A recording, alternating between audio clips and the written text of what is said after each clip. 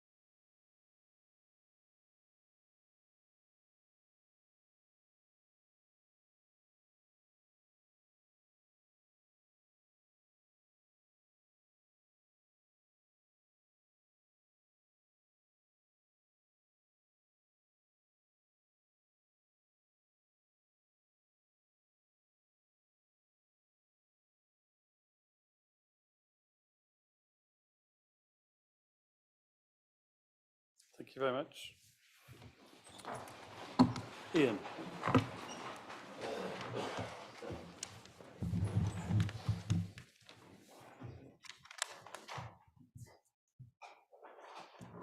Since in the past I have revealed information that perhaps I shouldn't, I give a health warning for my address today and apologise if I've ruined anybody's Christmas.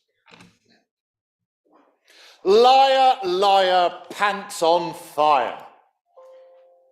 Every one of you is caught up in the great winter deception, keeping stum so as not to rock the boat. It's normal for the season.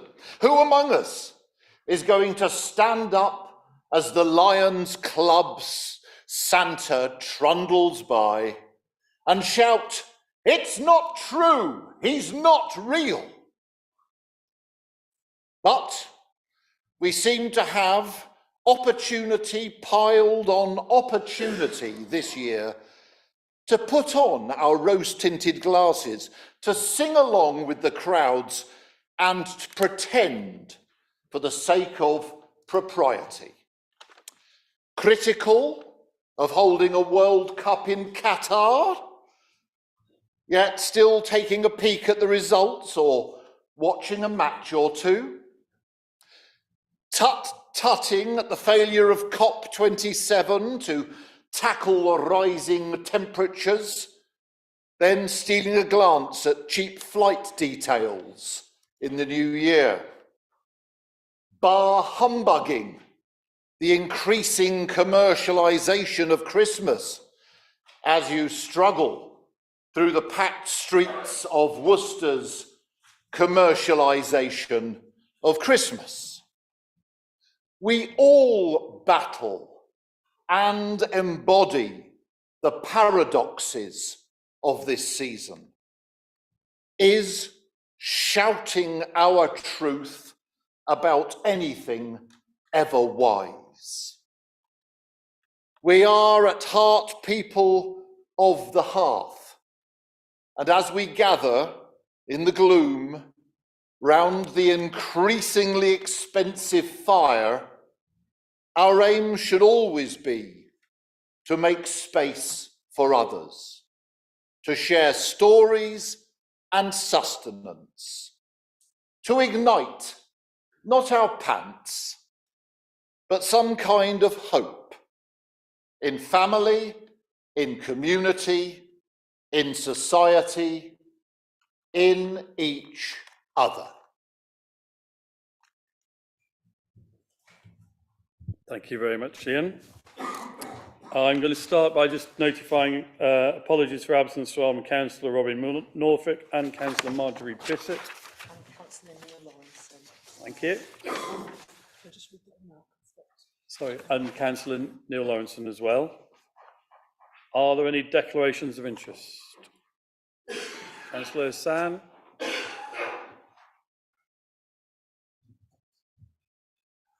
I'd like to declare an interest in agenda item number 4, please.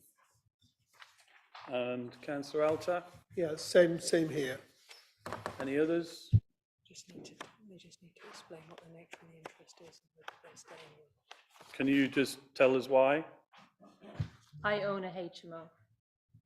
And the same? Yes, same here. And do you intend to stay for that item? No. If it's okay, we'll stay, but we won't vote on it.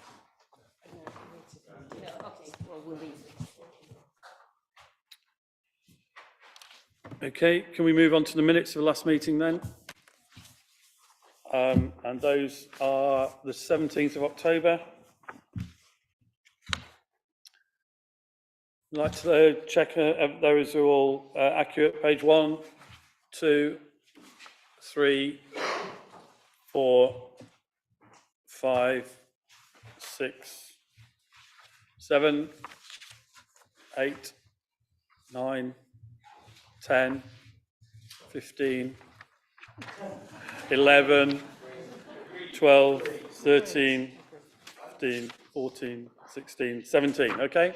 Nothing. Thank you very much. Right. So then, Mayor's communications, of which there are a couple.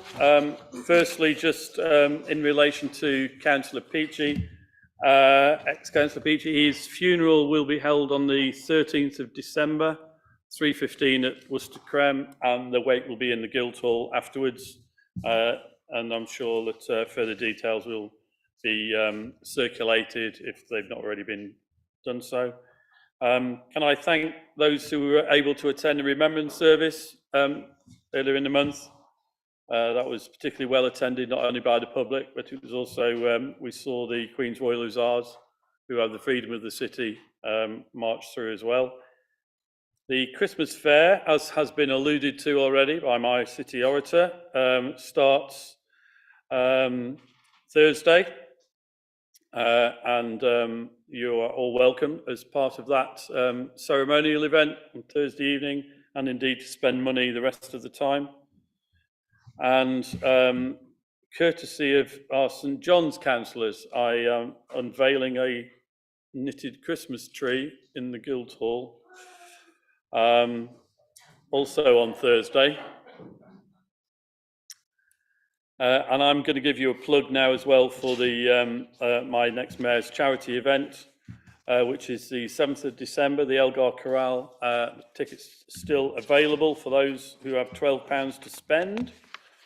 And just to let you know that we had a response from the King in relation to our letters of condolence, which we sent out, in which he thanked us for the message and sent us a nice little picture of himself when he was about to. Right, I think we're moving on now then to public participation. I should let you know that there will be refreshments after this meeting if you make it through, and that will include the opportunity for a bit of birthday cake, because if there's only one thing worse than missing an England football match for a council meeting, it's missing just partner's 60th birthday. So can we move on to the public participation and stand first of all, Marilyn McCarthy is to talk about the Swan Food Project. Would you like to come to the microphone, please, and just press, you should be able to just press the button.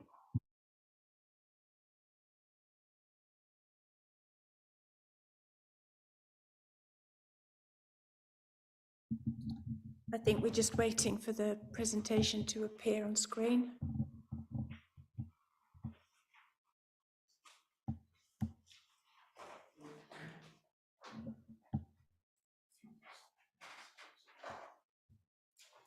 Could we have full screen? There we go. So first of all, thank you very much for this opportunity to speak. We're very used to the idea of thinking of Worcester as a human hub for all kinds of activities.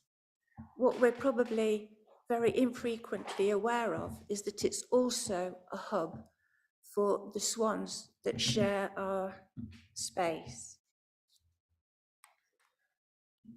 The river is like a motorway for the swans, reaching north into Shropshire and south down to the Bristol Channel. East and west, it reaches out through the tributaries of the Teme and the Avon. All along the Severn, there are pools and lakes and ponds, gravel pits, where the swans spend the summer and the winter too, if there's enough food. So I think the swans are part of our community. They bring the wild into Worcester. It's very difficult to explain to you just how delighted the public are as they pass up and down the river and find the flock of swans there quite unexpectedly.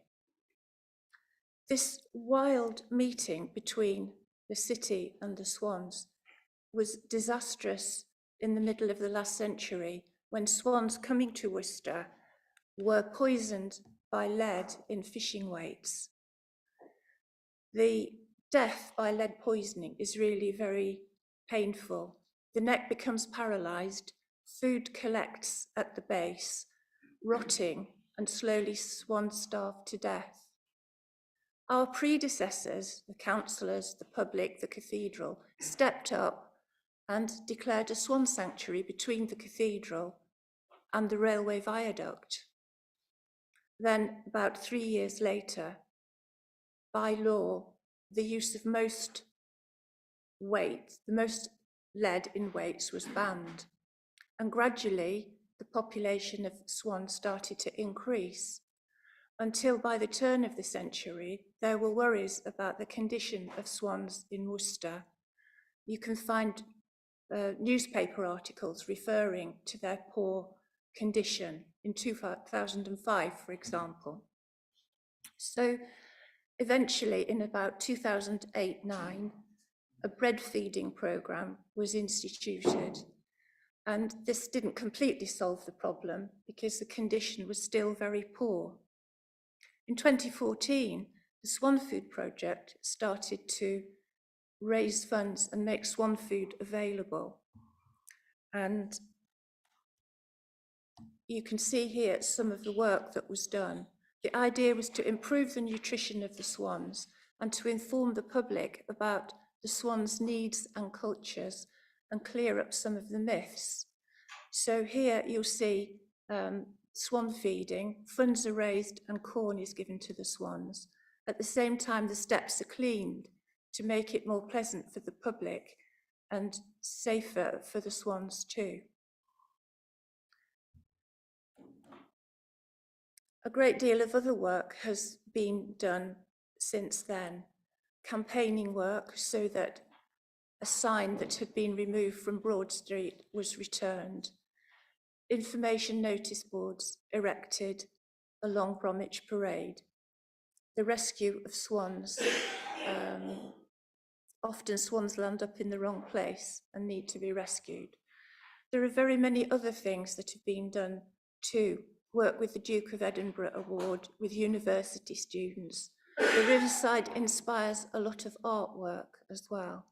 So there's a great potential there, but I think we need to step up and widen the support that we're getting from the public and from councillors as well, because the Swan Sanctuary is council managed. It's not something that we can do by ourselves. We need to know that you're behind us and that you can help us in a few particular ways that I have in mind, and also that we can widen our net, as it were, to draw in other members of the community, so that the project of just supporting the swans, which bring a lot of benefit to the city, is undertaken by a wider number of people. Marilyn, would you like to wind up? Yes, please? indeed. So I am just saying, let me see, there we go. Right. So the top says that in another 10 years, the Swan Sanctuary will be 50 years old. So I'm saying, what's the story going to be of the coming 10 years? If we get together, what can we do? I've got lots of ideas, and I dare say, if you think about it, with your experience, that you might have some ideas too. So I'm not asking all of you necessarily to be involved, but it would be wonderful if some of you would lend your experience, your expertise, so that we can develop something that's sustainable into the future. Thank you very much. Thank you very much.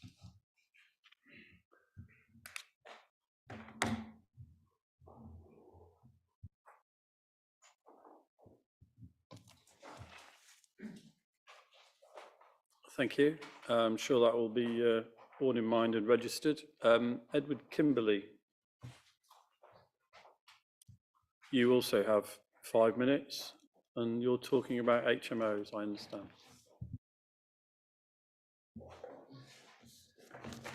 I promise to try and keep it brief. I'm sure it is safe to say there isn't a soul in this room who isn't aware by now that there's a World Cup on. I also imagine it's safe to assume that you know that amid the glamour and the glitz, there's a human catastrophe unfolding. Migrant workers are packed into human rabbit hutches with no security, no safety, no dignity. They're tricked into signing dodgy contracts that will keep them trapped for months on end. They earn a pittance, working terrible, menial jobs. All the while, they are kept carefully segregated from the rest of the city, far, far away from tourist attractions, in neighborhoods where neither visitors nor residents of the city need ever see them. What's happening in Qatar is awful, but there are chilling parallels between it and what's beginning to happen here in Worcester. When HMOs were first introduced as a concept, they were, like the World Cup, full of glitz and glamour. The ideal is an appealing one, turning properties into small apartments where young and upwardly mobile professionals could stay for a year or two as they worked to build up their deposit for a bigger and better place. Much like the World Cup, however, if you peel back the layers of marketing, a darker truth does emerge. Unregulated HMOs threaten to turn thriving neighborhoods into slums. Small council houses get chopped up into smaller and smaller apartments, sold off to unscrupulous landlords who then fail to maintain them. Sometimes they rent them out to students as a cheap alternative to halls of residence. Sometimes they rent them out to migrant workers. It's not a sustainable business model. It's a cheap and nasty cash grab in so many cases, taking advantage of vulnerable people, migrants, and the desperate. On your agenda tonight, there is a motion that will guarantee that new HMOs need to meet basic standards of quality and habitability before they go on the market. It's not enough to solve the problem, but it is a start, and I hope that you will support this motion. Thank you. Thank you very much. Okay, then we're going to move on to the next item on the agenda, which is questions. And question 1 is Councillor Lewin.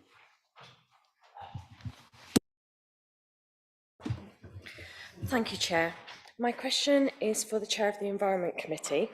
Since the City Council declared a biodiversity emergency in 2020, what action has been taken in Worcester to increase the number of pollinators, which have seen a national decline of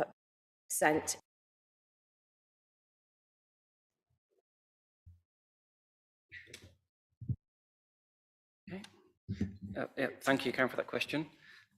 In 2020, the Wildflower Programme was started with 7 sites. This was doubled in 2021 due to the positive reaction it received. This year, we have worked closely with the Worcester Environmental Group to create natural wildflowers meadows. This has resulted in abundance of native wildflowers such as poppies and cornflowers, as well as rarer species such as the southern marsh orchid, providing a natural habitat for pollinators as well as supporting the broader wildlife in the area. We are also working in partnership with the County Council, creating pollinator corridors along highways through reducing grass cutting, and our allotment officers supporting tenants in creating wildlife areas within their allotments. We're also working closely with the Worcester Environmental Group and Worcestershire Wildlife Trust, who will be launching a new 12-mile wildlife corridor around the city next spring, designed to attract more butterflies, bees, birds, bats, and other forms of wildlife. Thank you. Is there a supplementary? Yes, please. Thank you, Councillor Stafford.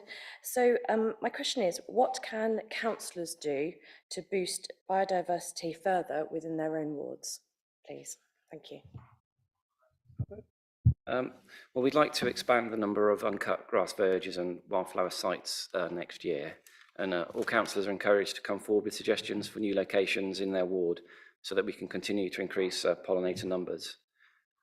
Councillors who wish to be involved in developing areas within their wards should contact Mark Bayliss, who will arrange a site visit. And I'm referring to the Mark Bayliss that's got a. I'm referring to the Mark Bayliss that's got a long track record of delivery and enhancing the city, rather than the councillor Mark Bayliss. Thank you. Second question is Councillor Barnes, please. Thank you, Chair. Question to the Chair of the Communities Committee. Councillors are hearing that there is a rise in unregulated Airbnb properties in Worcester and are concerned about the possible impact on our housing market. Does the Chair have any evidence of this and what the total number of such properties might be? Councillor Riaz. Thank you, Mr. Mayor, and thank the Councillor Barnes for her question. The Council does not have any evidence or intelligence to suggest that there has been a rise in the use of Airbnb properties in Worcester or that Airbnbs are having a significant impact on the housing market. There is no requirement for individuals wishing to offer their homes for short-term lets through Airbnb or another platform to register their property with the private sector housing team or to seek planning permission, and therefore they will not ordinarily be highlighted by the Council. A search of properties registering on Airbnb in Worcester indicates approximately 173 properties that are registered, of which 112 are available for sole occupation and therefore aren't shared with the owners. This figure is likely to fluctuate depending on availability and does not necessarily mean that all of those properties are otherwise vacant. However, some, as owners, may move out temporarily to facilitate guests to access the property or maybe out of the city for periods of time. Thank you. Thank you. Do you have a supplementary? Yes, please. That's somewhat reassuring. However, like HMOs, there is a possibility that some Airbnbs could become substandard, semi-permanent accommodation. So I ask the following. Could Communities Committee keep a watching brief as the sector expands? Thank you, Mr. Mayor. I'll take away Councillor Barnes's comments and discuss with officers what options we have. As I said earlier in the report, there isn't a requirement for Airbnbs to register at the moment, but if members are finding that it's having a significant impact in their wards, we'll certainly take that up through the communities brief. Thank you. Thank you. And question number 3, Councillor Stephen, I understand in Councillor Bissett's absence. Thank you. It's a question for Councillor Stanley, Chair of Personnel and General Purposes Subcommittee. Could the Chair of Personnel and General Purposes Subcommittee confirm that he is happy to consult with local SEN and learning disability charities to establish how the council can work with them to ensure that people with a learning disability living in the city are not unfairly disadvantaged by the introduction of a mandatory photographic voter ID at the next local elections in May 2023? Councillor Stanley. Mr. Mayor, thank you, and thank you to Councillor Stephen for the question.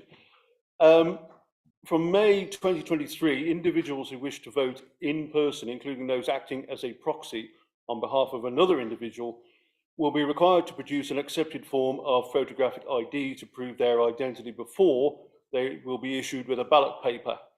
There is a wide range of acceptable IDs.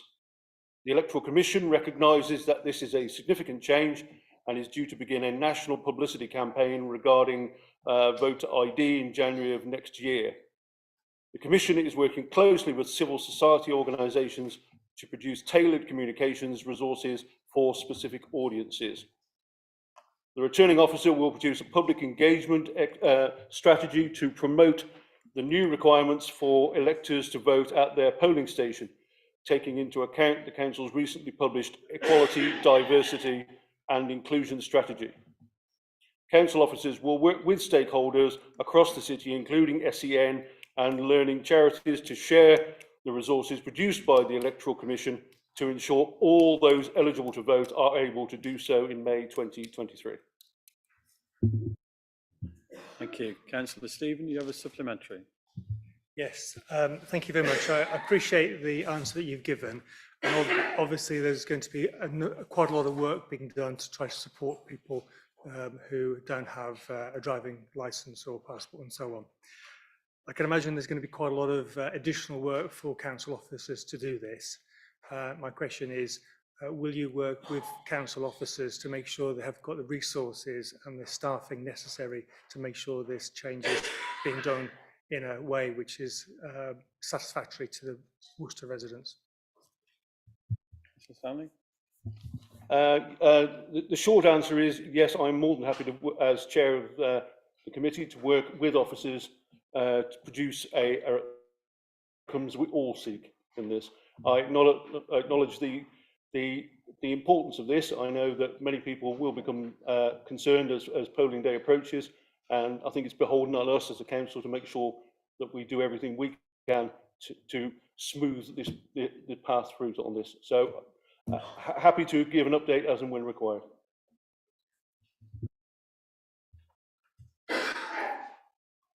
Thank you very much. I think we're done on questions. Then if we move on to the notices of motion, there are 4 of those, so we'll start off with the first one, unusually, which is Councillor Petrovsky.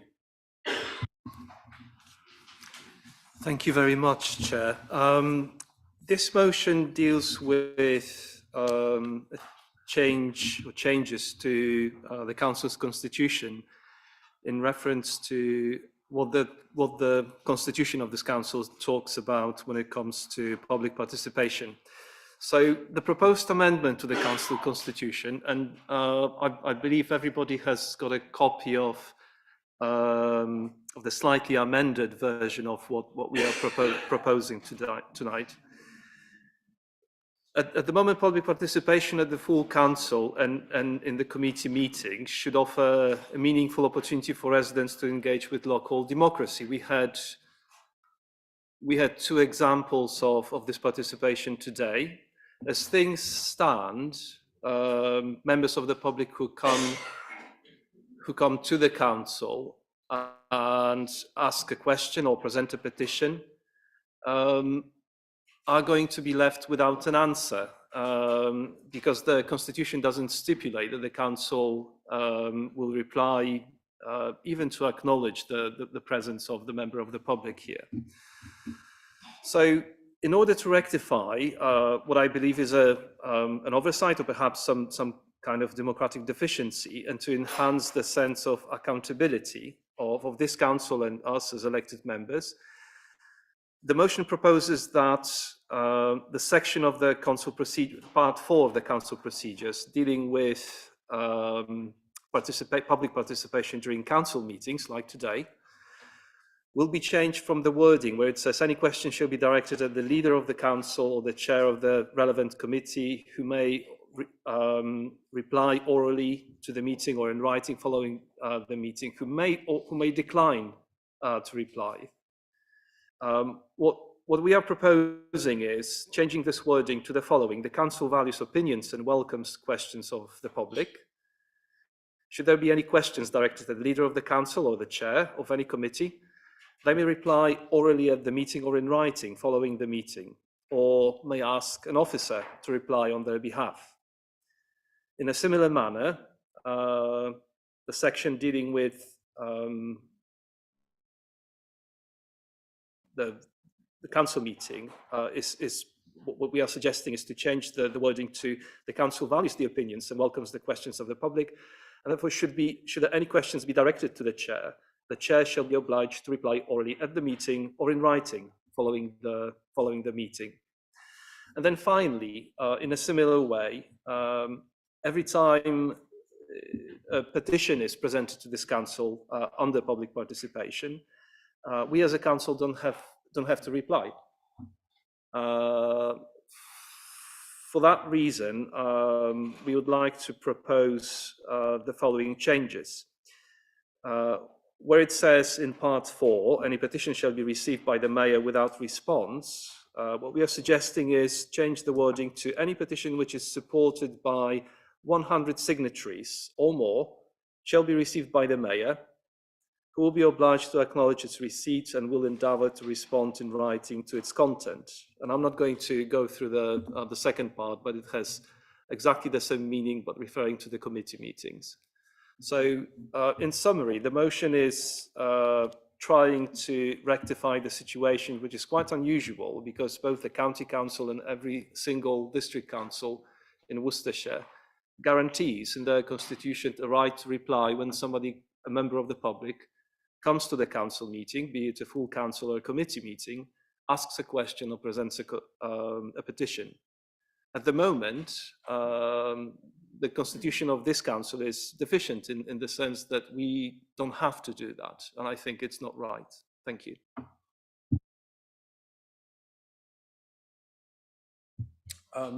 Thank you, Councillor Petrovsky.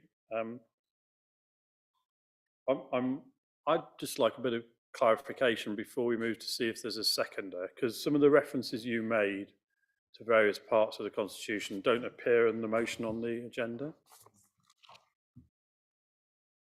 So this is yes. So this is why I suggested that what you have in front of. I'm sorry, I might have not said this clearly enough, but I said that what you have in front, I supplied the amended version of the motion which was published. Well, if it's an amendment, you can't have an amended version, Councillor, I would suggest. I think you have to.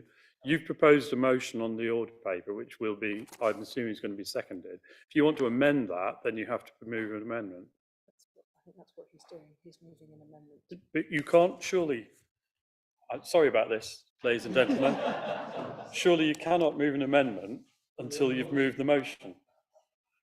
You can introduce it by amending it. Can you? Yeah, I would check. But I think if he can just highlight, for those who've read the papers before the meeting and haven't read this, we could just highlight the salient amendments compared to what people have read before they came in. I think that'd be helpful. But maybe the seconder would be able to do that for us. Is there a seconder? Councillor Lewing. Do you want to have a go?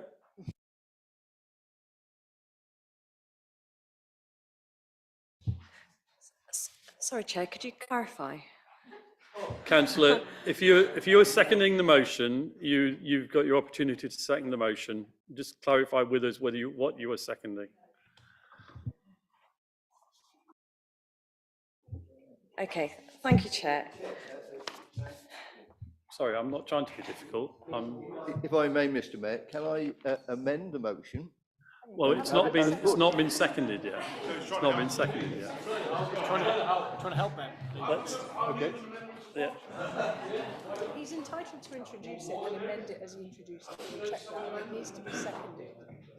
The motion, tried. your motion, Councillor Petrovsky, Chair. I am advised that your motion, as amended during your speech and this piece of paper that's been circulated, needs now to be seconded by Councillor Lewing.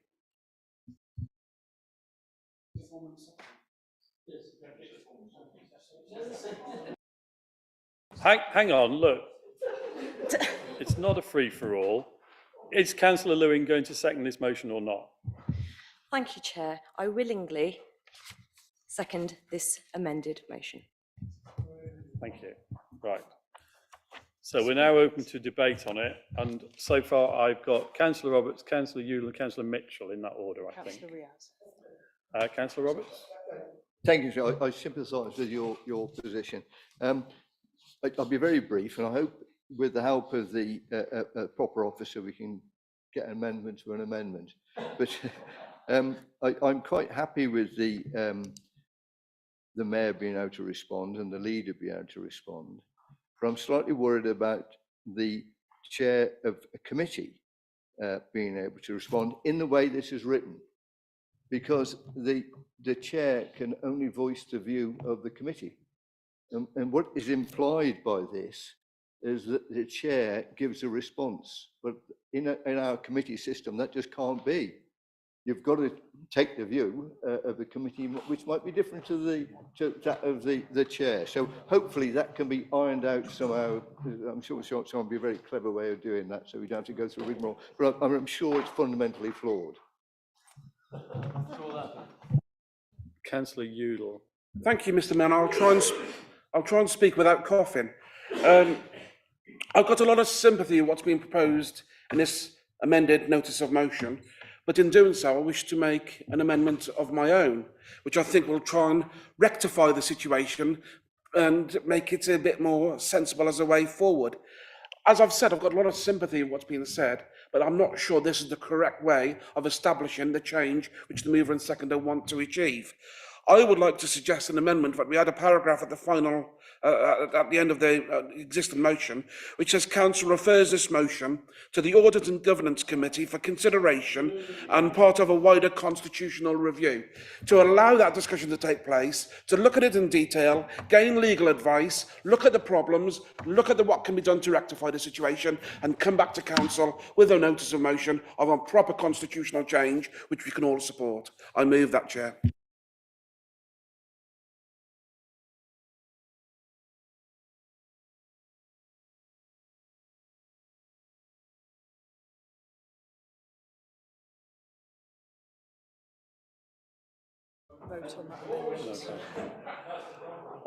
Okay, so far I've still got Councillor Mitchell and Councillor Riaz to speak on the substantive motion, but can I ask, Chair, do you want to move to the amendment instead? Chair, I'm just waiting to see what the response from Councillor Petrovsky is and his seconder, because I'm happy to accept that change if they're in content with that.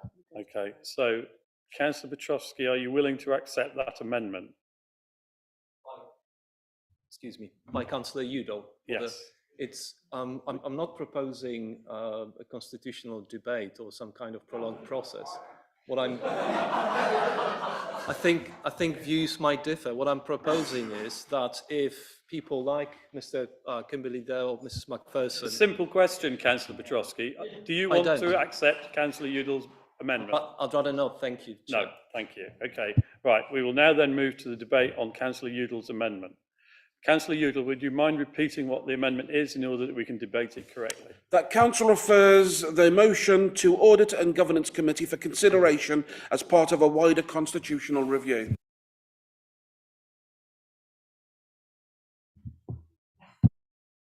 No need to speak, Mr. Mayor. I think it makes perfectly good sense.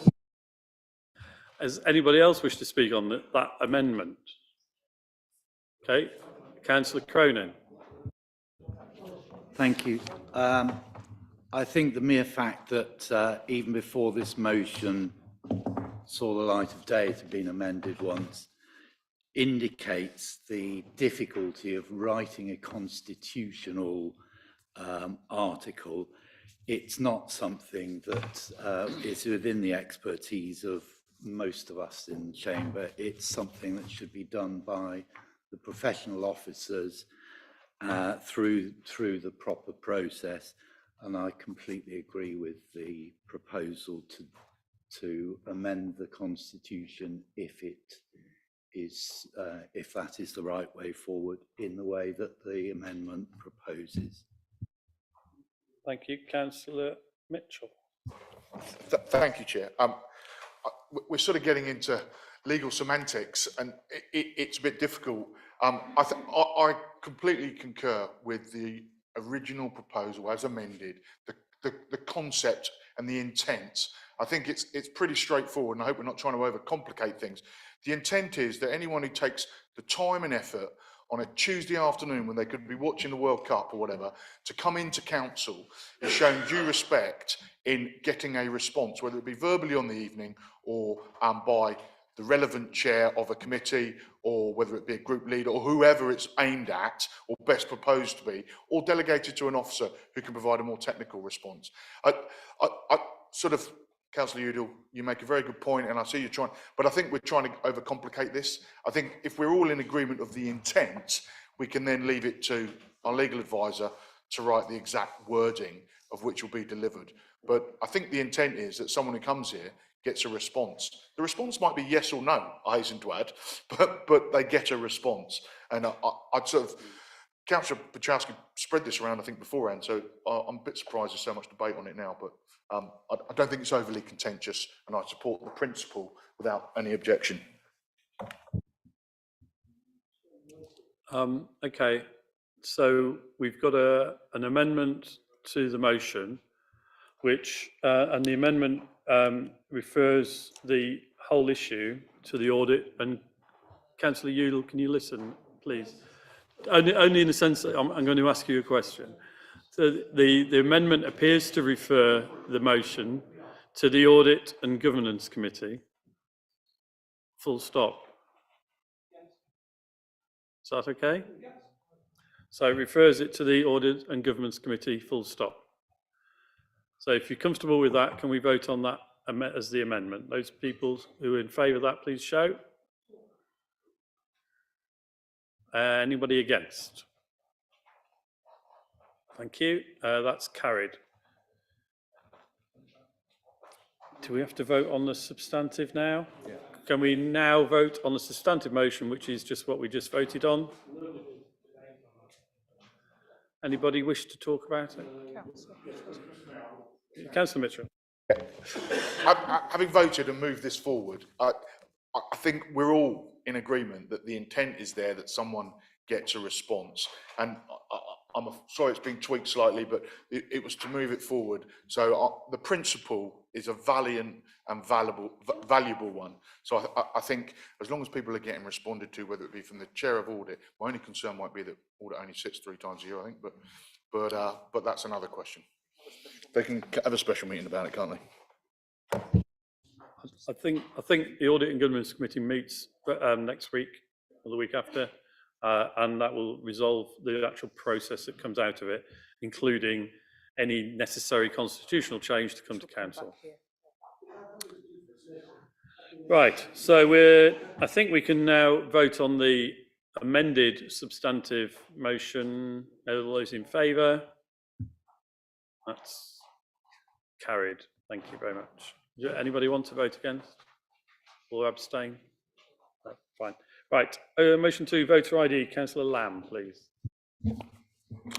Thank you, Mr. Mayor. I don't intend to read out the motion. It is as on the order papers. So I wish to formally propose this motion, and I'm proposing this motion because I believe in democracy. I believe it is a fundamental right in a democracy for people to cast their vote freely, fairly and transparently, whether it be for a councillor, an MP, or indeed in a parliamentary selection. We should be encouraging people to vote. Participation in this country is already a concern, especially in local elections where turnout remains frustratingly low. Therefore, we should be ensuring that being able to participate should be made as easy as possible. There should be no barriers to democratic involvement. Yes, the process must be robust to ensure there is not electoral fraud, but we should be avoiding any change which puts people off voting. Therefore, I was very concerned at the introduction of the Elections Act, which came into effect in April. This introduced, for the first time in Great Britain, the rule that all voters for English or UK-wide general elections must show photographic evidence to vote.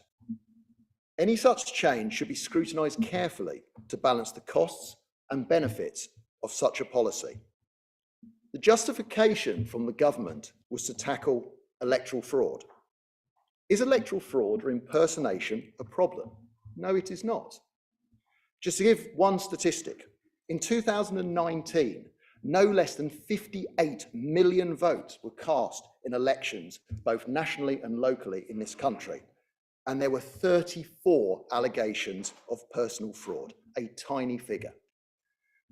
Compare this with results from the trials in a small number of councils in 2018 and 2019. In total, across both sets of pilots, over 1,000 people did not return to vote after being refused a ballot for not having voter ID. This scheme risks disenfranchising far more people than suspected wrongdoers. There is no justification for it. Therefore, the motive must be something else. I'm afraid that I fear that the Tory government is importing one of the uglier tactics from US politics, voter suppression. All the evidence from the US, and indeed trials in the UK, show that certain groups of voters will be put off or prevented from voting, as has been already alluded to in the question earlier. The marginalised and disenfranchised and disadvantaged are in particular danger of being left out of the voting process. The old, the poor, and the homeless, and we've heard the disabled added to that list as well. There is a specific worry about its rollout for local elections across England in May 2023. Across the country, electoral officials and councillors are urging ministers to delay. Their concern is that the short timetable and lack of clarity about the rules will cause thousands of people to be disenfranchised. There is the fear that a large number of election results could end up being challenged in the courts if the system is implemented as planned. So many people could be affected or stopped from voting that it could sway some results, especially in marginal seats where the result is very close. The 344-page legal guidelines setting out how the system will operate was only put before Parliament in November and are unlikely to come into effect until January, giving election officials minimum time to adapt. One major complication is the duty of councils to issue people with an electoral identity document if they do not have any of the agreed forms of ID, such as a driving licence or passport. People can apply online, by post, or in person at a council office, but this process is not expected to start until the new year. There are concerns many people will be unaware of the new rules and may only apply at the last minute. Electoral officials in Plymouth have calculated that if every resident who did not have the necessary ID, which is calculated even in the government's own figures to be up to 4% of the total, if they all applied for the document, it would take one full-time staff member 36 weeks to process them. Hence, it's interesting to hear the answer given earlier on that we will have the resources. Councils have been told that the special watermarked paper needed for the documents will not arrive until January. Across the country, these delays could affect hundreds of thousands of voters. Another concern is finding enough temporary staff for polling stations.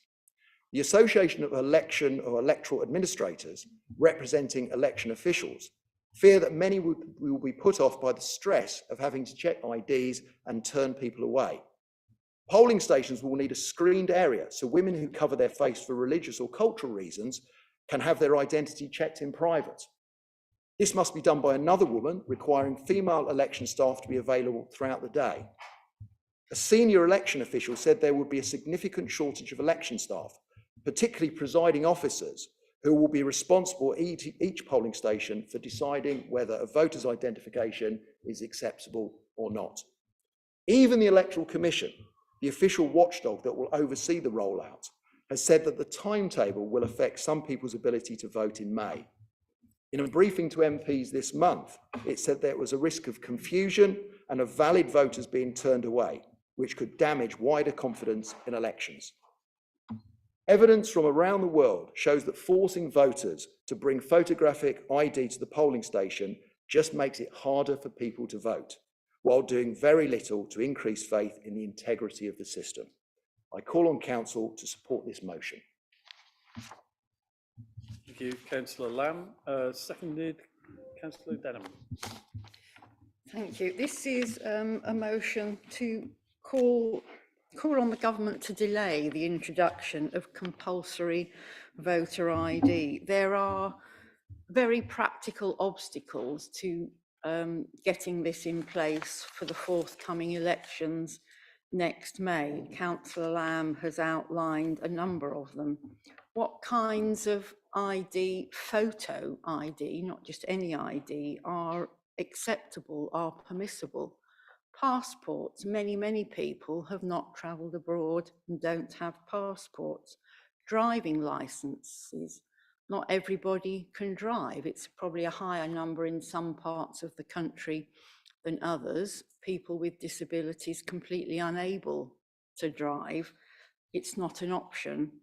Immigration documents, pass cards, some concessionary travel passes. We think the guidance, but we don't yet have the legislation, will allow senior citizen travel passes, but not student travel passes.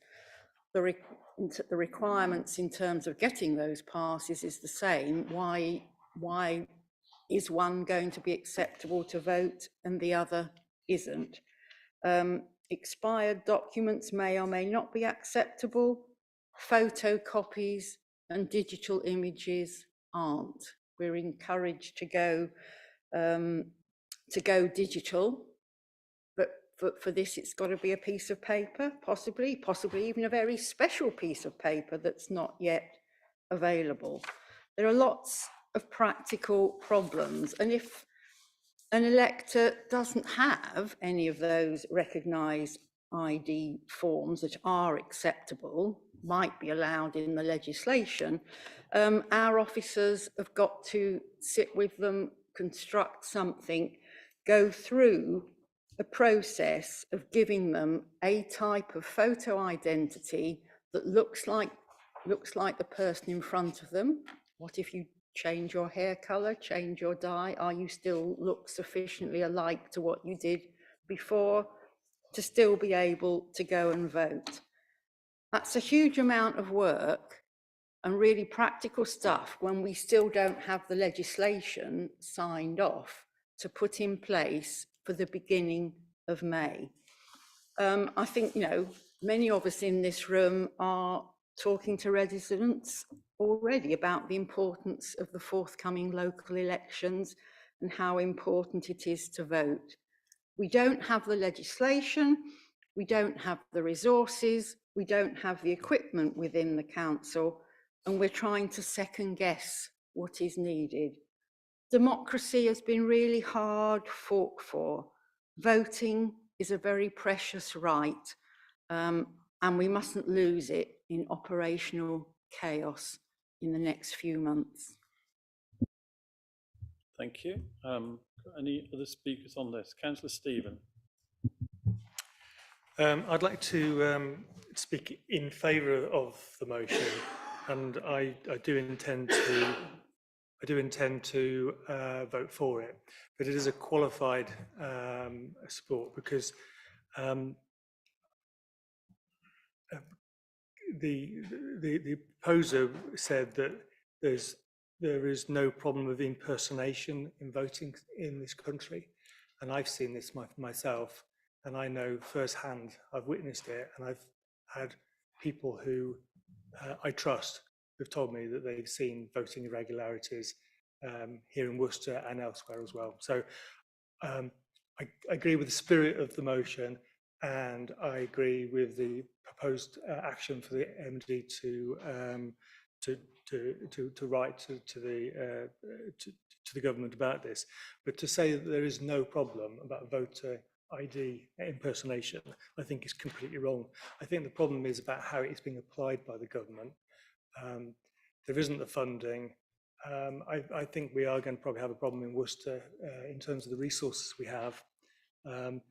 There may well be a way of doing voter ID, but this certainly isn't the way to do it, and I would not support the government's stand on this So I will be voting for it, but I think it's not correct to say that there's no voting fraud in this country. I think there is significant amount.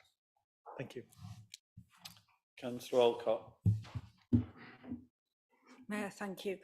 Yeah, just briefly, I think, you know, I don't like our voting system, we all know that, but we do have a reasonable democracy in this country, and I just feel that this is chipping away at it. I know personally we have really high turnout in Claims, but I do know of residents who haven't voted when their original intention was to, because barriers were put in their way.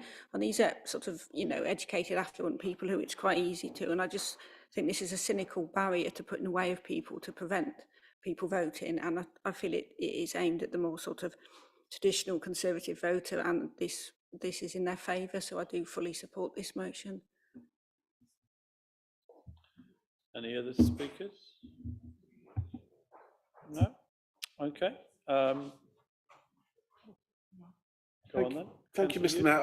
I think I could be a potential victim of unable to gain exercise my ability to vote. I do have a passport. It's over 2 years out of date. I have never reapplied for it since the COVID lockdown. I do have a driving licence. It's an old paper version because I haven't changed address. And it hasn't got a photograph on it. And I don't see a need to actually change my driving licence to have that. And there's no requirement to do so. I know a lot of people still have the old paper driving licence. It also could affect a lot of people in ways which are totally unexpected. For instance, trans people who will not be able to, who do not necessarily want to actually come out every time they both participate to vote. That's an issue which has not been given such consideration. And what consideration have we given here today, here in this council chamber, in our budget process for next year, in printing thousands and thousands of actual voting documents with photographic ID? That will have a cost implication to us as a local authority. We have not taken part of that into our budget consideration, I believe. So there does need to be a delay. Further consideration needs to take place, and how people like myself and others will be able to participate in a democratic process next year. At the moment, I'm disenfranchised. Thank you. Councillor Mitchell. Thank you, Chair. There's a lot, I sort of agree with a little bit of Councillor Stephen. There's a lot of scaremongering here. For starters, we're all of an age. I can tell you now, my daughter, first thing she wanted at 18 years old was photo ID. Not because she necessarily wanted to vote, but because she wanted to go to get a drink at a pub. So I think the younger generations can be less of a challenge on them. There are alternative methods, which we've had explained in long detail from Councillor Lamb. You don't have to worry about the parliamentary election, I understand now, Councillor Lamb, so you don't have to worry about that.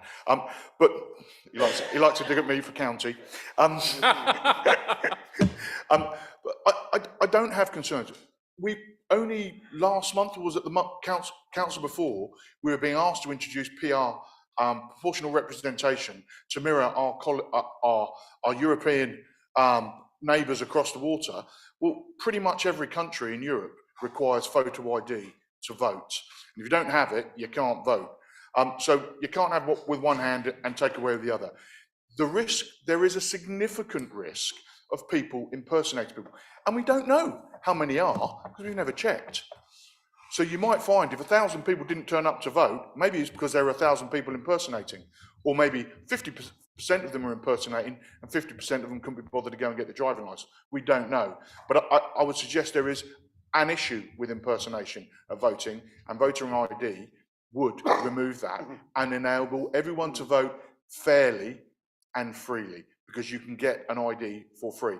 So I've got to object to this motion, I'm afraid. I don't have the concerns that other members in the council do have.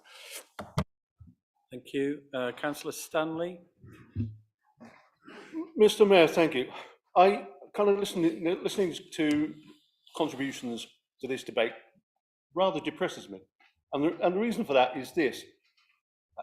I actually do trust people to be able to do certain things in the course of their lives. It actually depresses me that the Labour Party and the Liberal Democrats and the Greens actually have a rather demeaning attitude towards the ability of people to actually do things. Yes, I acknowledge the fact that there are what you might describe as structural problems with this, and as Chair of Personnel and General Purposes, actually would be willing to work with officers to do what we can to make those differences smoothed out. But the basic idea that individuals can't equip themselves with a piece of photographic ID and take that to the polling station if they wish to cast a vote is frankly utterly bewildering. Yes, I agree. Thank you. I've got two more. Councillor Petrovsky. Thank you, Chair. I'll explain very briefly why I'll be supporting this motion. Just to say that I think in terms of sporadic local evidence of impersonation, I personally haven't seen any evidence nationally that this is a serious problem, but that's a by the by. The reason I want to support this motion is, and just responding to Councillor Stanley speaking immediately before me, there are people who need help to exercise their democratic right.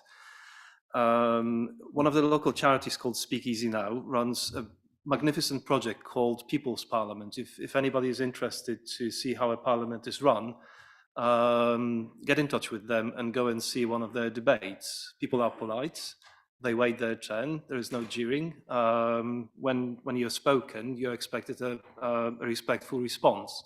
So I think there's a lot there to be learned from. But when we talked about human rights during the People's Parliament, roughly about 40 members of Speakeasy Now, so Learning Disability Self-Advocacy, present in the County Council chamber, were asked a simple question: do you have a photo ID that would enable you to cast a vote? Out of 40, roughly, 3 people raised their hands. They were from a bit better to-do families, being taken abroad for a holiday maybe, but 36 or 37 people would be left voiceless. So as much as I appreciate that most of us, and I'm not sure why Councillor Stanley is sort of presuming that Greens will vote this way or the other, we'll see about that. I think some people need to be helped to take part in the democratic process. So I wouldn't sort of disregard the need for help and support from the state, from the system, and from us as well. Thank you. I was named. Can I just briefly respond to that? Yeah. As I said, Councillor Petrovsky, I am more than happy to work with officers to do whatever we can to make the introduction of this between now and next May as smooth and as lacking in challenge as we possibly can do. The first part of my answer, my contribution to the debate, I will stick by. The second part of it, I am, from this day on, perfectly willing to work with officers to make sure that we get this right. I'm not going to offer Councillor Petrovsky a right to reply because you named him. But can I suggest councillors are careful in what they say? Councillor Stephen Hodgson. Okay, I'm going to be quite simple, straightforward with this. I'm going to oppose this motion because I do believe that voter ID is something that is long overdue in this country. Other countries have it, and I think it's very, very important. If we value our democracy, we must also value the security of our democracy as well. And we do have 1 or 2 leaks in our system. And to anybody say it doesn't happen, I think it definitely has happened in this country. And there's 2 examples I can obviously give. One is in the London borough of Tower Hamlets, where no doubt there has been some evidence that that has actually happened, and council seats have been influenced by that way. Generally speaking, caused because sometimes you know, private sector landlords, of course, who are of course the famous David Billings of the party opposite, they are basically, you know, sometimes, you know, when tenants move, hoovering of boats and actually using them for their in their own way. We also have to question about people who are on more than one constituency electoral roll, who are voting twice in the same election round, or people who have moved houses frequently and might have 2 addresses and have used 2 votes. So we do need to get that sorted out, but that might well be a separate thing to pure voter ID, because you'd have to have a cross check between the 2 electoral area database to do that, but that is something I think that will have to be looked at some point. And to say it doesn't happen as well, I would like to quote the 2019 Peterborough by-election, where the Labour Party official had actually had previous criminal conviction for electoral fraud and that, and yeah, he was very much involved in this particular by-election, which was unexpectedly won by the Labour Party. The seat was then taken then by the Conservative Party in the subsequent general election. So I mean, you know, and I think we're very, very complacent if we don't think it does happen, because it does happen. The only thing is we haven't really measured it fully yet. So therefore, I think, yes, I think we're right as a council to raise caution about the implementation of it and that, and we do want it to go smoothly. And unfortunately, this country is not always the best at implementing good ideas, but it doesn't say we don't have to do it. I think it's so important we do. So therefore, I'm going to oppose this motion on that principle. I was going to say finally, Councillor Mackay. Yeah, thank you, Mr. Mayor. Just briefly, the points made so far, Councillor Alcott mentioned about believing in democracy and this being a cynical way forward of manoeuvring votes. Well, I don't think you should really calling 33 member states of Europe cynical as well. I'm sure that's not the case, because that's the number that used the ID. And Councillor Lamb, in his sort of trying to prove the cause, mentions about the fact that there's no evidence to show that fraudulent representations are actually happening. But statistics, as we know, are very, very difficult. And perhaps using it the other way, our present system shows how difficult it is to actually prove it. And by using photo ID might be a way around this and would help in that cause. Thank you. Councillor Agar. Thank you, Mr. Mayor. I've held a passport since I was a child, but I've never held a driving licence. And I should tell you that when a couple of years back I had to establish an executive account for my father's estate, I had great difficulty because I was waiting for my next passport to come through. There was a heck of a delay. I was 2 months, I think, waiting for that passport. People do wait very long times for passports and such things. And I'm particularly concerned that those who can't afford passports or otherwise don't have them for whatever reason and might not have a driving licence are really up the creek, especially if there's going to be a huge delay in this process that we have, you know, that we're going to have to undergo. And it looks to me as if there are delays built into this. So it's going to be a real problem for people establishing their identity in sufficient time to actually vote. And the other thing I would say is that the postal vote is, the process I think there is more open to abuse than voting at a polling station, if anything, because there you don't have a photo ID. And it's pretty easy for someone to take your vote off you, isn't it? Okay, Councillor Alcott, you've already spoken. May I have right of reply because I was named by Councillor Mackay? I'm sorry, I must have missed that. Thank you. I would just like to Before comment. you do, Councillor Alcott, can we just have a bit of quiet while other people are speaking, please? Thank you. I would just like to comment. Obviously, Councillor Mackay referred to in Europe, voter ID is the norm, but in Europe, the UK is no longer the norm. Thank you. Right, I think we're now going to move to Councillor Lamb if he wishes to sum up. Yeah, well, where to start? Where to start? Good grief! How long have I got, Mr. Mayor? The party opposite, confused. That's all I can say. Apparently, we've got to trust the people. But we can't trust them because they're systematic cheating, apparently. And it's, you know, I've been a councillor long enough and in this chamber, every election, people say, there's cheating here, cheating there. It's never proved. It's never proved. There's no substance. It's anecdotal. So on the one hand, we're told we should trust the people. And on the other hand, we're told that, you know, people are cheating left, right and centre.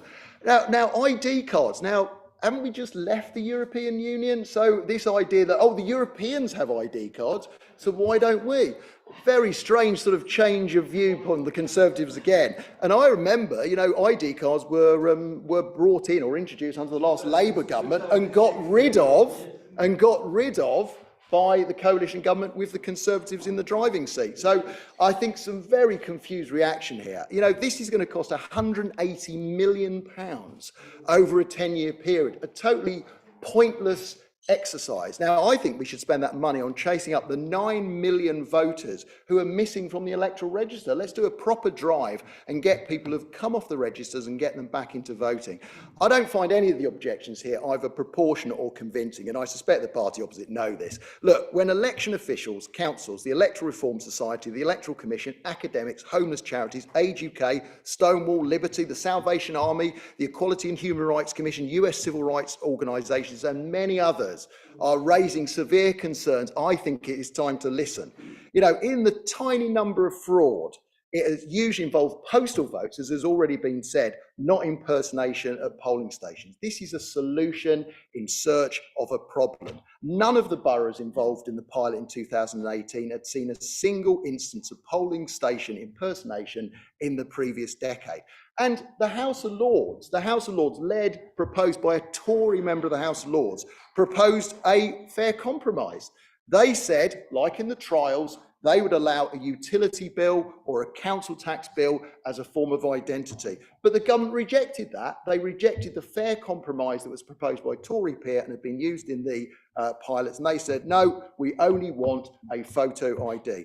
And I give notice now that I will be asking a question in the May Council to find out how many residents took advantage of the free ID scheme and how many voters were turned away from polling stations and were effectively denied their right to vote. I call upon council to support this motion. Thank you. Can I see those in favour of the motion, please?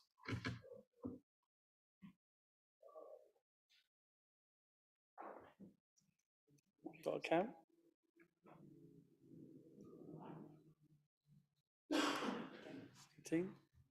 And those against?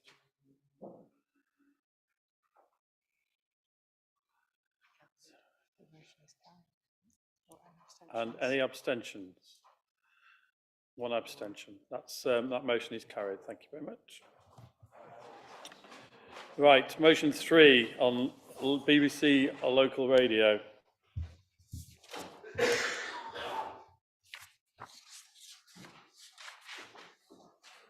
Councillor Lawrence.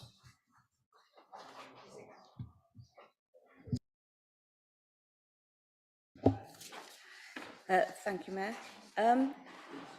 This council is extremely concerned about the recent announced cuts to BBC local radio programming. The changes will mean cuts to local programming after 2 p.m, with most shows after this point being broader regional or national broadcasts with precious little local news.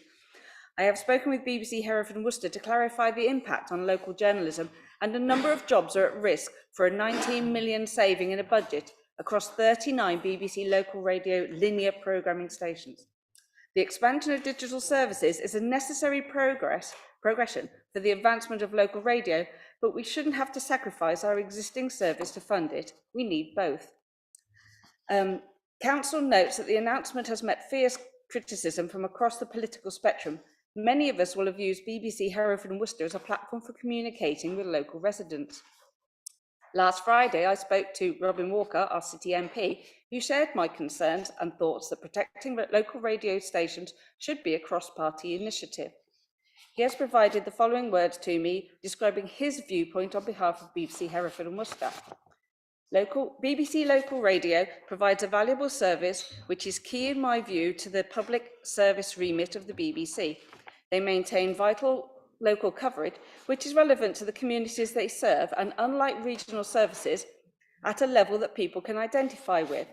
During periodic floods which have affected communities in Worcester, they have been a lifeline and an essential public service, and that idea that they should be removed from 2 p.m. onwards simply feels wrong.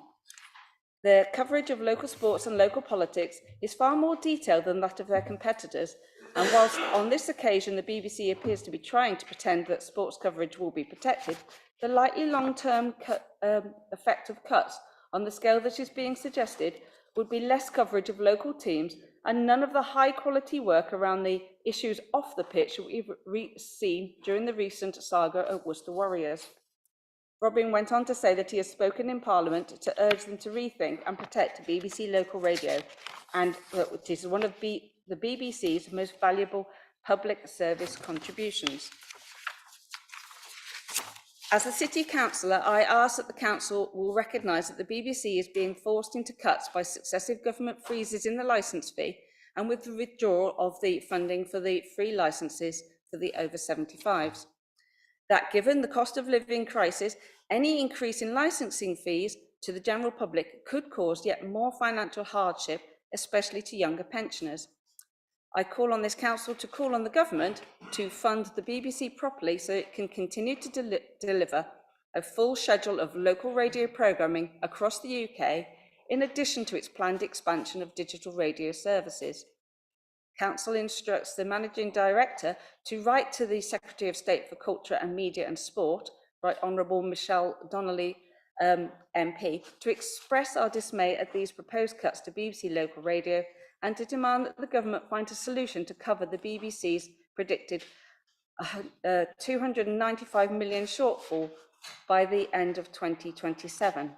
Council further requests that the Managing Director writes to the Director General of the BBC to celebrate the irreplaceable local service that BBC Hereford and Worcester provides to the residents in Worcester City, and stresses our desires for its local programming to be protected and retained. Thank you.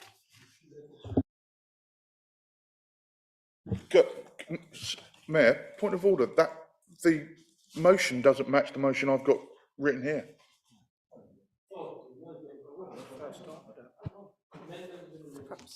I think we maybe just need a little bit of clarification, Councillor Lewing. The motion, the action of the motion mandates the Managing Director to write to the Secretary of State calling on her to ensure and secure future funding for BBC local radio in Worcestershire. Full stop. Is that right? Okay. Is that clear now? Thank you. Have we got a seconder for that? Councillor Udall. Yes, thank you, Mr. Mayor. I hope we'll have some unity about this notice of motion here today. BBC Hereford and Worcester has 91,000 daily listeners. We have nearly 7% of the market share for radio in Hereford and Worcestershire. It's very popular, but its popularity increases dramatically during emergencies and times of crisis. When floods hit our county, as they often do, listenership rises significantly. Many people, including myself, become listeners and find ourselves glued to the radio, waiting for the latest local news. It also provides a unique access to local sport, providing results coverage and debate. Results coverage and debate which would not be at all recognised without local radio. Its journalists cover this council and report our discussions, even mine. We as a council use the BBC to help communicate our message to Worcester residents. We depend on the BBC for more than we realise. It's also a comfort blanket, and it's always there when we need it. But now it needs us. It needs our help. The BBC have announced massive cuts to our local radio.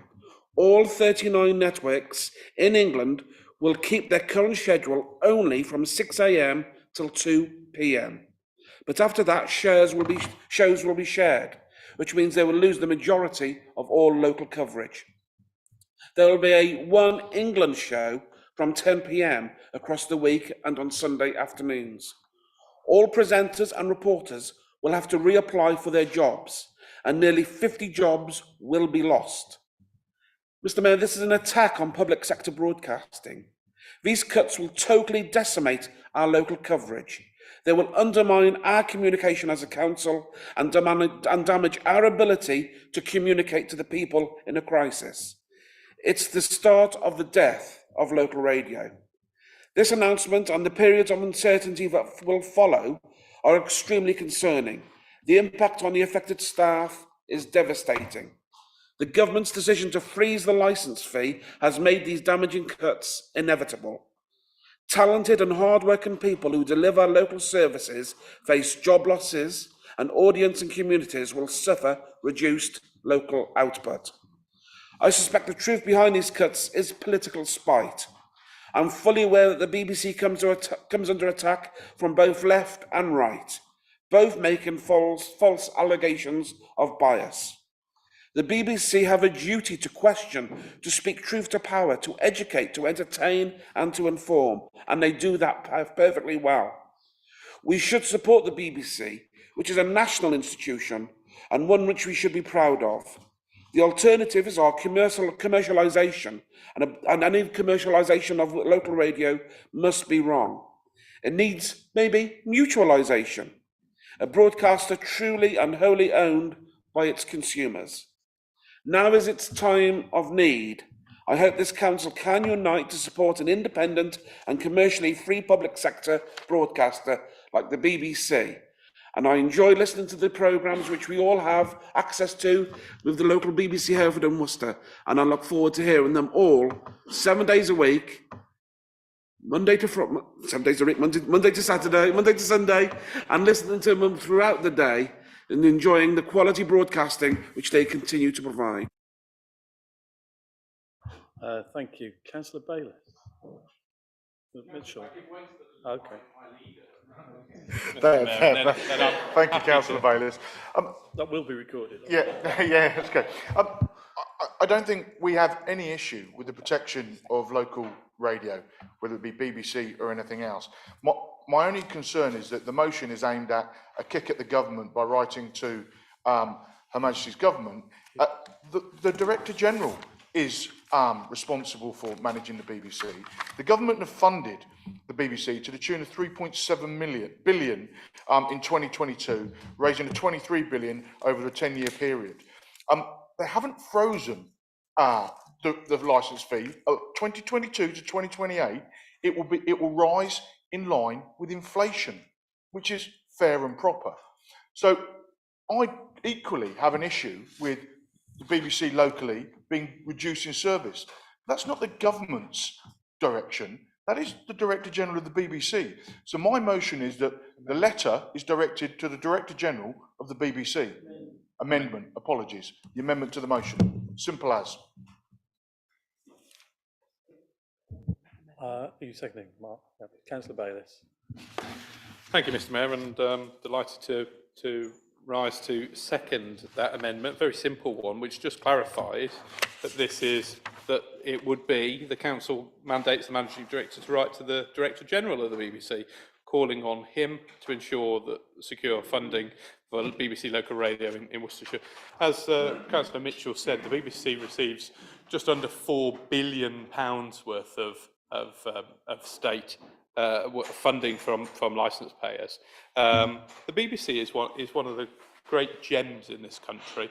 I know that's not a universal view, and there are people on both the left and on the right who, I don't know if Councillor Udall has just moved across the floor, but I welcome him to the Lib Dem benches if that is the case. He's definitely filled it up. He was in the SDP as a youngster. I know that, and he's returning to his roots. Forgive me, Mr. Mayor. But there's a serious point here that the BBC is one of the great institutions of this country. It's one of the things that makes this country what it is. I remember being on a panel of local politicos with Councillor Lamb some years ago, and there were people on the left of us and people on the right of us, both of which said they hated the BBC and it was biased. Very funnily, the person on the left said it had got a right-wing bias, and the person on the right said it had got a left-wing bias. So I think the BBC is just right spot in the middle. So I think it's one of the things we can agree on. And I wouldn't want to see BBC Radio reduced like this. I think it continues to provide a really great service for lots of listeners across the two counties. It is local. The world's getting, in some ways, smaller, but in some ways more local. People won't like that.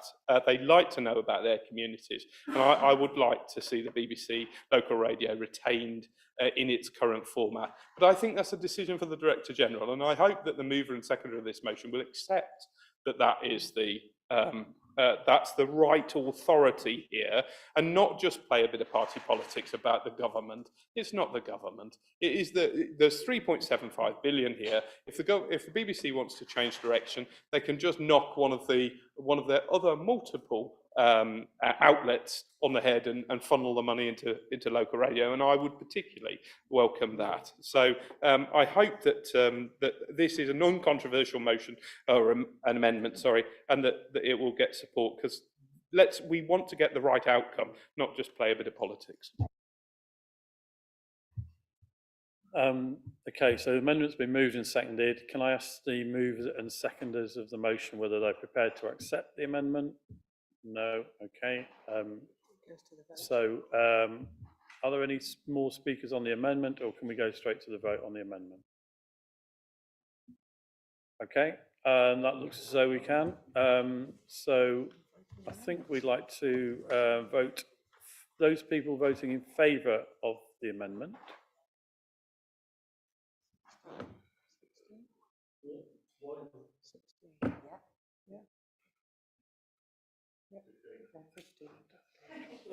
15. Oh, yeah, 15. And those against?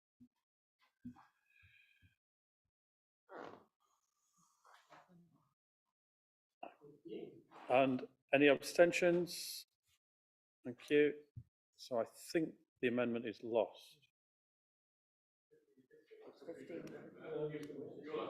Okay, let's just check that again then. What numbers have you got? 15 and 15. Okay, so we think we got 15 and 15. So we just to check, those in favour of the amendment?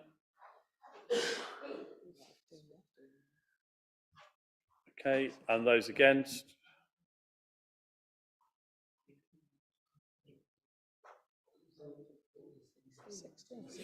Sixteen. And one abstention. So, as I originally thought, it was lost. Thank you. It's just slightly easier to see from up here. That's all. It's not. I'm not accusing anybody of anything. It's just slightly easier to see. Right. So we'll move on then to motion 4. I'm sorry to be. Yep. Sorry. I'm prepared to be lenient, Councillor Bayliss. There are 15 on one side and 11, 12, 13, 14, 15, 16 on the other. Thank you. And one abstention. Okay, so we move to motion 4. No. Yes, all right. We've got to vote on the motion. The unamended motion. Can we then go back to the original motion? Are there any more speakers on the original motion, or can we move straight to the vote on that one? We can go to the vote on that one. Right, those in favour of the original motion unamended, please show.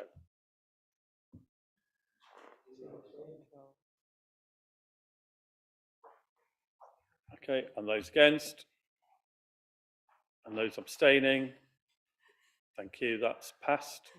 Thank you very much. Now we will move to the next motion, number 4, which is on HMOs. Councillor Denham. Yes. Just let our colleagues leave the room.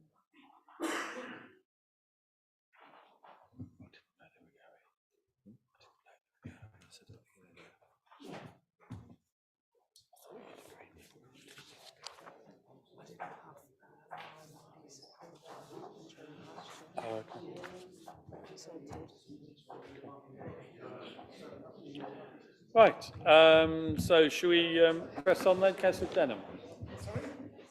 Thank you. We're moving to motion 4. sorry for the slight confusion on our order papers, but I'm proposing this motion.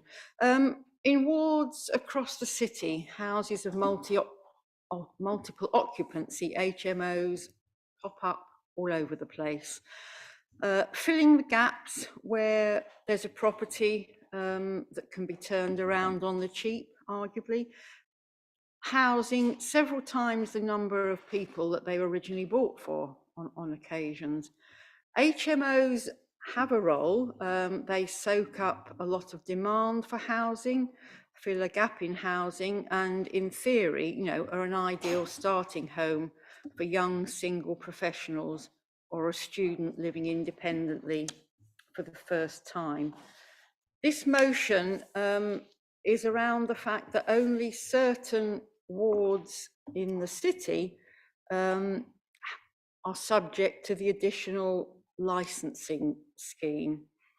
And the motion is looking to revoke those exemptions which are currently in place and provide equitable licensing for HMOs across the whole of the city. Because unscrupulous property owners are not restricted to a particular location. And we shouldn't allow people to turn a quick profit by cutting corners and skimping on luxuries. And for some people, having working central heating, damp proofing, ventilation, carpeting, or even structural soundness becomes a luxury. And for those who are struggling to make ends meet, you know, cost of living crisis may have less choice in terms of where they can live, where they can afford to live, and being able to put a roof over their heads. Substandard accommodation shouldn't be acceptable. And I guess, you know, we've all now heard the story, the very, very sad story of Awab Ishak, the little boy in Rochdale, who died because his housing association home was filled with mould. No one should be living in those kinds of circumstances, and it absolutely underlines the importance to people's health and to people's happiness and even to their lives, a matter of life and death. So this council, you know, as the housing authority, should be taking every possible step to prevent stories like Awab's from being replicated within our city. We have seen reports of problems. Some of us have witnessed with our own eyes stories of mould, broken down stairways, doors hanging loose from their hinges, letterboxes held together with tape. And this illustrates exactly why we need stricter HMO licensing rules. And the express purpose of those is to bring housing standards up to the same level throughout the city. It shouldn't matter where you live in the city. This is about fairness and about equity. It's about protecting vulnerable tenants across the whole of our city. And I hope that colleagues will fully support this motion and its good intentions. Thank you, Councillor. Anybody seconding motion? Councillor Cookson. I'm wishing to formally second this motion. I'm sure that colleagues of all parties will agree with me that the people of our city deserve a decent standard of accommodation. Indeed, I know that you do. That principle was accepted by this council in 2020. That year, the council introduced a set of minimum standards for people sharing the same house. These standards include safe gas and electrical appliances, fire safety precautions, suitable room sizes, adequate provision of kitchens, enough bathrooms for the people that live there. Landlords were also expected to take reasonable steps to deal with the antisocial behaviour of the people living in those shared houses. As a councillor for one of the areas that is not covered, I would like to ask why not? I would like to ask why only 1/3 of our city has these basic protections. Are we really saying that Rainbow Hill, Gorse Hill or Nunnery don't suffer the inadequate accommodation and don't have rogue landlords? I've canvassed these wards and I know that they do. I've spoken to residents in these areas and I've witnessed firsthand the poor conditions in which many people live. At the moment, these residents in wards that cover 2/3 of our city, don't have any meaningful protection if they live in a shared house. They have no one to appeal to if their landlord refuses to mend their plumbing, or, as Lynn says, if their house is full of mould. They can't complain to the council. They could take legal action against their landlord, but how many people do you know who live in a shared house have got the money to be able to take legal action? This additional licensing allows them to appeal to the council. It gives the council powers to demand that landlords improve the standards. Rogue landlords can be compelled to meet those minimum standards or face penalties and prosecution. That is why I so strongly believe that the protections that this council agreed in 2020 should be extended to every ward in our city. This is the opportunity for this council to make a real difference to the quality of life of everyone, not just those selected wards. And that is why I would encourage all councillors to support this motion. Thank you. Councillor Mitchell. Thank you, Chair. I have no objection with the ability to, everyone should have a decent place to live, whether it be in private rental, whether it be in a housing association. But we were brought a paper by officers that spent time going into this, which at the time recommended only 5 wards. They may have been wrong at the time. There may have been reasons why they made that. What I would like to do, and before I go there, I think we also need to be a little bit careful as well when we just label rogue landlords as in the private sector. There are plenty of new headline stories on Worcester News of people in housing association properties that are struggling to get the right tenancy rules and regulations that they should be getting. So I'd like to make an amendment to this motion that a paper is brought to Communities Committee for due regard to introduce full licensing across the entire city. I have no issue with it, but we've been getting into the habit of using motions to skip the due process and the committee system, which we have. We received a paper only 18 months, 2 years ago. It recommended the 5 wards. Yes, we did, 2 years ago. Right. Anyway, the paper recommended it's not a question and answer session. Yeah, thank you very much, Mr. Mayor. All I'm saying is a paper would give us the reasons as to why that decision was made then and isn't right now. And then we'd be able to make an informed decision within the community committee. But I fully support everyone needs to be able to have the right accommodation. Just one point to comment as well. We can, as a council, do have the ability to intercede on private tenants if a tenant makes a complaint, and we've done so in the past. So residents can come to the council for that. And I checked that with the corporate director of communities before we came in. It's not my website. Thank you. Is that amendment seconded? Councillor Roberts, speak. The points have been made, but the decisions, I'm sure, Mr. Mayor, everybody will agree that the decisions of this council have to be robust, and for that they need to be scrutinised and have the guidance of officers. Had the guidance of officers been taken today, then we wouldn't have listened to the speaker earlier on who said that there's no rules apply. You've only got to look online. You've got the chair of licensing here, I know will know this, that if you've got 5 or more people in an HMO in Worcester, then mandatory rules apply. That's just a matter of fact. But what you don't want to do is fob off what's a very, very good idea. I mean, but let's quickly put this to the appropriate committee, and let's find out, for instance, what the direct costs are, what the income might be, what the indirect costs, whether there's any risk that this may create homelessness rather than improve matters. See if there's anything needed separately by locality. Remember that the original reason for doing this was an over-density of HMOs rather than their standards. So if I'm massively in support of of the mover of the motion and the seconder, but I really am not in support of doing it from the hip. I'd rather that it's considered by a proper committee and with the information from the appropriate offices. Okay, we're now on the amendment. As it's been proposed and seconded, have we got any speakers on the amendment? Just one? I'm just checking now. Have we just got one speaker on the amendment by the look of it? Okay, thank you.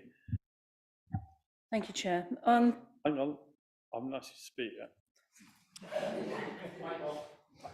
I just want to introduce an element of a point of factual information which relates to the original report which came to communities on the 10th of March 2020, which was a review of the City Council additional houses in multiple occupation scheme. And it referred, the committee notes the contents of the report, and the second recommendation was to approve the redeclaration of a citywide Worcester City Council additional HMO scheme for a period of 5 years. And that recommendation, 1.2, was then amended by that committee. So the original report referred to the whole city, and the recommendation was amended to the 5 which are listed in tonight's motion. So that's the point of fact that members ought to be aware of before they move on. I expect Councillor Mitchell would like to say something about that. So I'm going to let Councillor Mitchell have his point of order. Thank you for the reminder, Mr. Mayor. Okay, so now we're moving on. Councillor Barnes. Thank you again, Chair. Right. If there is no problem, and we have seen that there is when we door knock, then there won't be any impact as to what's happening now. I think it's an absolute disgrace to delay this when the cost of living crisis is making it worse all the time. And I think we don't need a committee to look at it again. We just need to reinstate the status quo as before, where the whole city was protected. If there's no problem, there isn't a problem. Thank you. Any other speakers? Okay, so we're going to move to the vote on the amendment. The amendment is basically to refer it to the Communities Committee. Can I have those in favour of the amendment, please?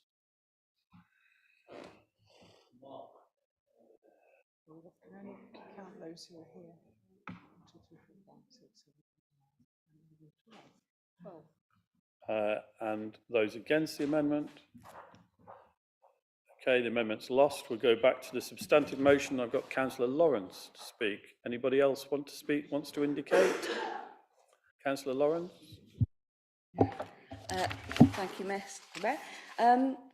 This does affect my ward. I was contacted by a young man who lived in a poorly controlled HMO operated by a remote housing association he was trying to study for a professional qualification and was being disturbed repeatedly late into the night by the multiple occupants of another premises part of that. That late night din was causing him considerable amount of distress, to the point he was thinking of taking matters into his own hands and would have in fact broken the law himself, which I urged him not to do, and the local CNT also contacted him and helped him work with it. So I would also ask if there's any possibility at all of considering mental health and anguish as part of an ABS and including that. Thank you. Thank you, Councillor Lawrence. I think that's the last speaker on that motion. Right, okay, so we're going to now move to a vote on the motion as it stands on the order paper. So those in favour of the motion, please show. And anyone against? Anyone against? Abstentions? Okay, well, it's carried anyway, regardless of... I gave you every chance. When we've got two councillors back,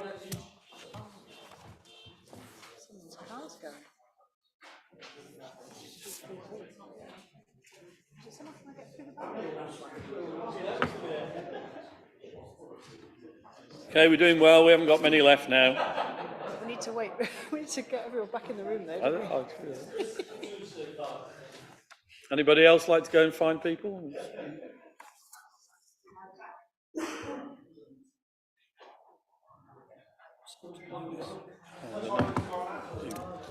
He was looking for something.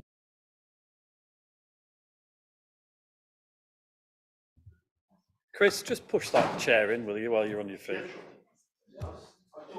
Somebody idly left it around, lying around, I don't know. Is Mark Monis coming back?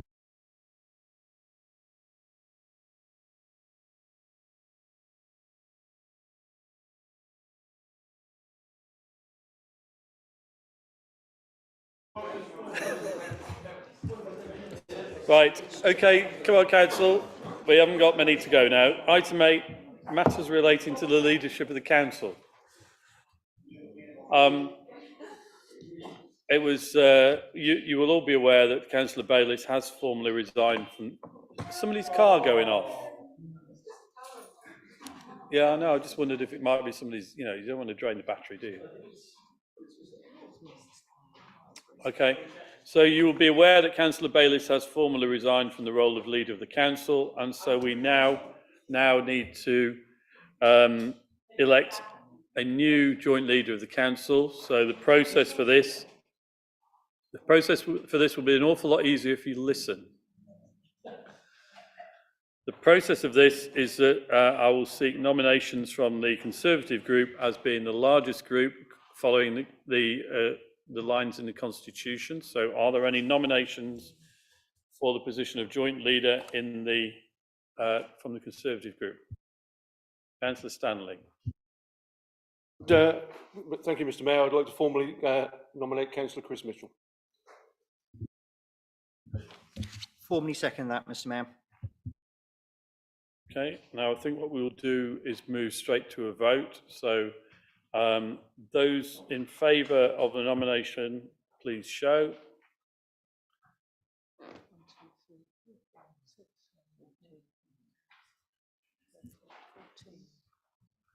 And those against?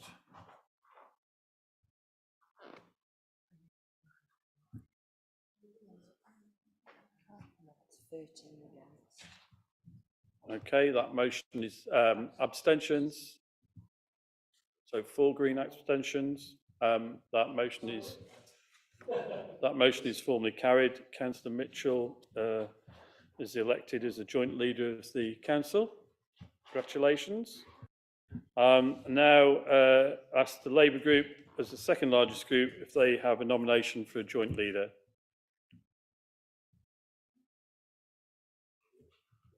Okay, I see no nominations. That position will therefore remain vacant.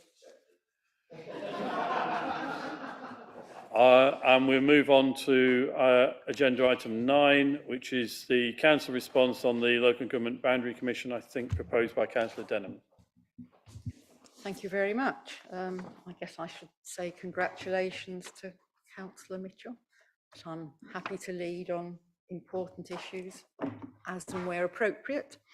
The Boundary Commission is looking at reshaping parts of our city and the wards and the bits that we know about. And I think, you know, it's really helpful that we've actually had the report in time to look at it this evening. And it's a very detailed piece of work, and the Boundary Commission have clearly listened very carefully to the inputs that they've had. In fact, all the inputs they've had. You know, some specific councillors have been named, and you know what their suggestions have been taken on board. And I know, you know, colleagues within the Labour Party put put forward a very detailed response, and I thank them, and many of those suggestions have been incorporated. I think it's really important that we're clear about the report, the council report that we have in front of us tonight. Officers have worked very hard on this, have looked at what is reasonable and what is fully agreed. There are many minor amendments that make enormous sense. I mean, just to give one example, there are two houses right at the far end of Pitchcroft that are Cathedral Ward. You have to do a considerable walk through Arboretum Ward in order to get to them. And, you know, for them to get the Cathedral Ward leaflets is an unnecessary challenge. So to place them next to their neighbours where they belong in an arboretum makes absolute sense. The vast majority of it does make sense. There are some controversial parts that people have different views about. What we have tonight is the Worcester City Council agreed position. So it's from this organisation to the boundary review. If we as individuals want to make a different submission, or as groups or as political parties want to say something different, that's not in this room tonight. That is for those people who wish to put directly to the Boundary Commission. It is the Boundary Commission that makes the decision. They've listened to what has been said to them so far, and that's the recommendations that we have here. People have, the general public have, until a date in January to go to the Boundary Commission. This is the only council meeting that we have before that deadline in order to sign off the feedback, the input to the Boundary Commission from here. So I commend Appendix 1 as the council's report to the Boundary Commission. Thank you. Have we got a seconder for that? Councillor Mitchell? Thank you, Chair. I won't rehash a lot of what Lynn has said, other than that there's much that cross-party we agree on in the Boundary Commission. There are one or two areas of contention based around local community, and the Boundary Commission will listen to future amendments. What I would like to do is thank officers for the support they've given to my group in particular in looking at some of those numbers, working the model to help us come up with some potential alternatives where we think there are challenges. But other than that, so a special thanks to David Sutton. But yeah, fully endorse the process as is, and we will make a recommendation as and when before the 8th of January. Okay. Any other speakers on this motion? No, I don't see any. All right. So we move to a vote. Those in favour?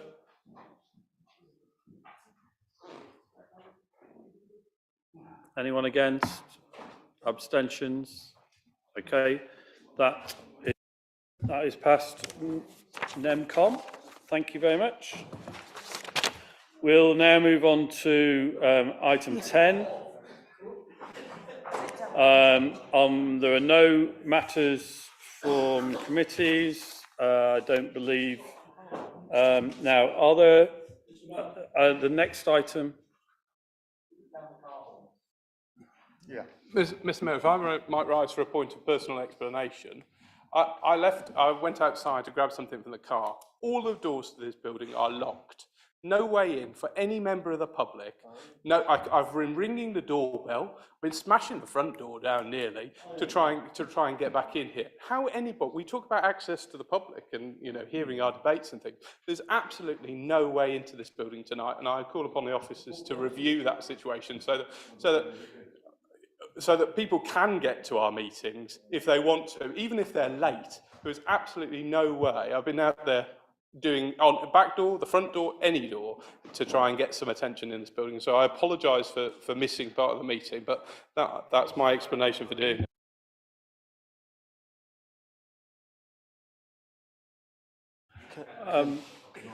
Yeah. Can I just, on behalf of the officers, offer an apology to Councillor Bayliss for that, and we'll look into it and we'll make sure it doesn't happen again. Okay. We haven't, Council, we haven't finished yet. We're on item 11. It's which is a report from the Joint Leader of the Council on any matters of which, if the opinion require urgent consideration by the Council. And I don't know whether there are any, but I do wonder whether Councillor Bayliss, seeing as he was absent, has got anything that he would like to say under that. Chair, there are two items that probably need to be, one because as the new joint leader, and thank you very much members for your faith in me, is that there's a joint consultative safety committee meeting which the leader normally attends, and obviously as that has changed we would need council approval of the change of appointment from Councillor Bayliss to myself. The second appointment is, as I'm currently chair of planning, and it's probably not prudent that the leader of the council is chair of planning, so I'd like to recommend a change. So me stepping off of that committee and being replaced by Councillor Stanley as the chair. He'd be my nomination as chair as well. And it's given an opportunity to just thank Councillor Bayliss for his tenure as leader, if that would be okay with you, Mr. Mayor. Thank you. Councillor Bayliss, he's been a councillor for 21 years, which is quite a long time, really. He doesn't look that old, but within that time, he's been a cabinet member, he's been a deputy leader for 5 years, he's been the leader of the council for 5 years on 2 separate occasions, and most importantly and most recently, has led the council during one of our most successful periods of winning funding for this council from central government, with over £40 million invested in the city through a number of programmes, be they the High Street Fund, the Towns Fund and the Arches. But having worked for him as his deputy for 5 years, there are a couple of things that have really highlighted his leadership. The most important is that we have not been in overall control for 4 of that 5 years. And I've watched with some admiration and learned a great deal, watching his collaborative way of working across groups, across the chamber, and working with people, not necessarily against them, which has been impressive, and I will endeavour to continue in that manner to the best of my ability. I can't guarantee all the time, but I will endeavour. The other one is his humility. Bayliss has achieved a great deal. He's moving on to significant appointments outside of this chamber, but he does it humbly. It's never about him, it's about the council and what we can do for local residents. And again, I take my hat off to him for that. So he's a role model which I hope to follow, and we can only measure that in the years to come of whether someone says something similarly nice about myself. Thank you. Thank you very much.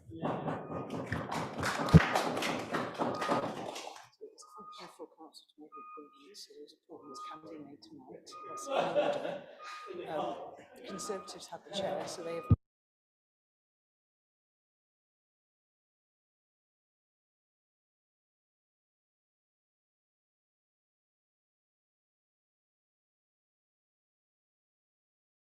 Okay, so the appointment of chairs is in the gift of council.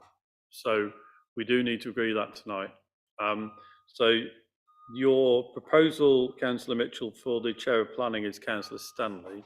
And did you have, what was the point about JCSC? Changing the appointment, the council's representative on that committee from Councillor Bayliss as the former joint leader to myself as the new joint leader. Okay, so that's the proposal. I assume that's seconded. Thank you. I don't think there's any opportunity for anyone to offer any alternatives. As a representative on JCSC, no.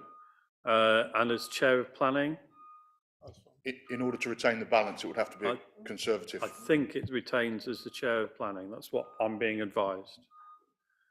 So could you just clarify, where officers could clarify, so is the chair of planning subject to political balance? Because, or, you know, we have a very experienced vice chair. Is there not a process in which they become chair? In accordance with the group leaders protocol, when the appointments are made in May, there has been an allocation between the group leaders about the chairing of committees. And so the agreement that was made in May was that the chairing of the Committee of Planning sat with the Conservative group. If there was a proposal to change that, everything would need to be reviewed across all the chairing of the committees. Thank you for the clarification. Okay, thank you. So is council content to agree those? Right, thank you very much. Right, so then we like to move the motion exclude press and general public. But there are no items, so you can stay if you want. That's the end of the council meeting. As I mentioned